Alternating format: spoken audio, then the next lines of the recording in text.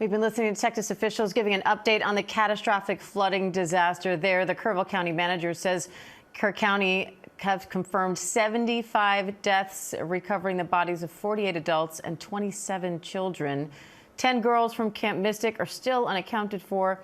Officials are asking people to essentially stay out of the way, to keep personal drones out of the skies, to leave room for official drones and helicopters, and for volunteers to register with the Salvation Army and to ensure that they're not impeding official rescue efforts. They say the terrain, the floodwaters, and the current weather are also complicating the search and rescue efforts with a new flood threat now.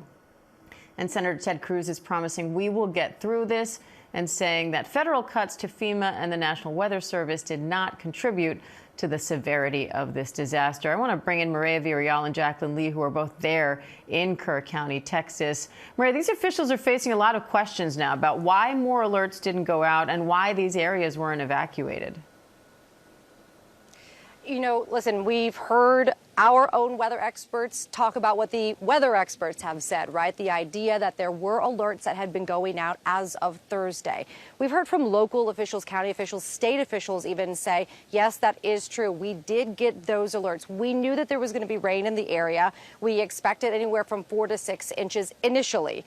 I think where the frustration comes in is that as the severity of those alerts began to increase throughout the night and into the next morning, you know, we didn't see a rush from these local officials to do anything. In fact, we just heard the city manager say, you know, listen, we knew that the rain was coming and it was getting heavier, but then we were at a point where we wrestled with, if we order evacuations now at, let's just say 2 or 3 in the morning, what is that going to do for the rescues that are already happening? I mean, their major concern was if we're doing this at 2 or 3 in the morning and getting hundreds, if not thousands of people onto the roadways, are we putting more people in jeopardy?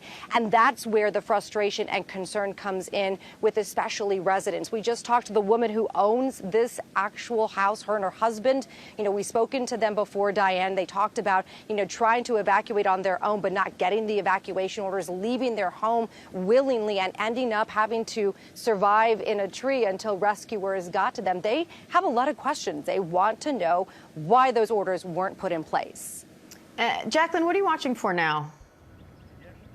You know, I mean, Diane, we're seeing a lot of search and rescue out here that are just combing through all of this debris here. This is the huge challenge that officials were pointing out to. As Maria pointed out, their officials are facing a lot of backlash for the evacuations and whether or not it was done in a timely manner. But now what we're seeing is people here on the ground having to comb through all of this. And you can see just how powerful that flood water was, because look at these trucks. Truck here and a forklift here. There's a lift over that way. All of this pushed around like toys.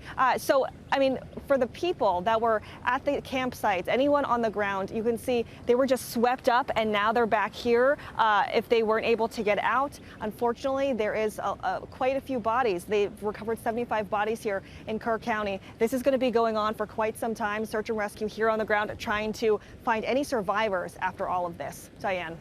All right, Maria Villarreal, Jacqueline Lee, thank you both.